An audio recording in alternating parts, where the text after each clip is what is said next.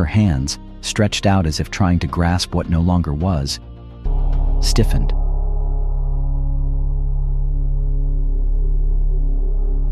Her skin turned coarse. Her features froze in an instant of regret. Lot felt the breath shatter in his chest. He wanted to run to her, to reach out and pull her from that fatal moment. But it was too late. Where once there had been a woman, now stood only a rigid white figure. The wind beat against her lifeless form, but she could no longer move. Lot clenched his teeth as a weight beyond words sank into his soul. There was nothing more he could do. The fire was already falling from the sky.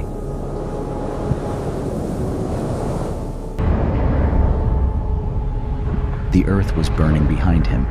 Zoar was only steps away, but the loss would follow him forever.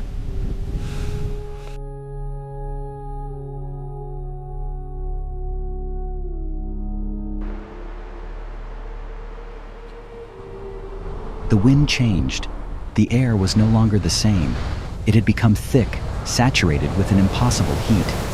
Over the valley, the sky turned a sickening shade of red, as if the sun itself had descended to consume the earth.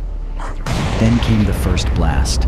A roar tore through the plain, shaking the mountains, making the rocks tremble and shattering the silence with a force no one could withstand. Lot collapsed to his knees as he crossed the gates of Zoar.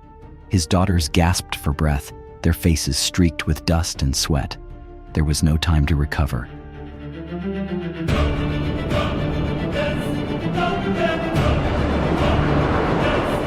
From above, something began to fall. Not rain, not an ordinary storm. Fire tore through the sky like a blazing serpent devouring the heavens. Tongues of sulfur began to rain down upon Sodom and Gomorrah. The walls that had once defied time split like soft clay. The rooftops burst into flames in seconds. The plazas, where sin had ruled unchecked, were now glowing embers, consuming every corner. The ground shook with a thunder that cracked the streets open into molten crevices. The cries of the city rose in unison, but there was no escape left. From the heights above, the fury of heaven did not relent. Rivers evaporated before they could reach the earth. The houses, the temples, the palaces, everything collapsed in a storm of ash and flame.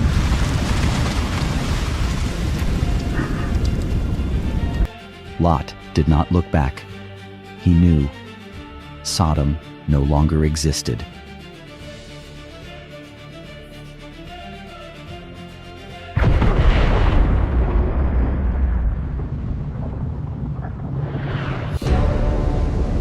The sky tore open with a blazing light.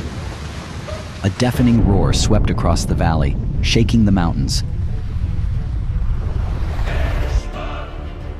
splitting the ground beneath the feet of those who still breathed in Sodom. From above, a storm of fire fell without mercy.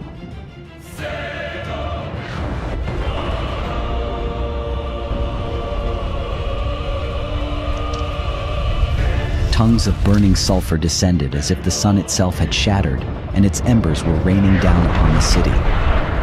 The air became unbreathable, thick with unbearable heat. The water in the wells evaporated in seconds. Rooftops ignited before collapsing. The city walls cracked and crumbled as if made of ash. The streets that once echoed with music became fields of wailing. The people ran in all directions.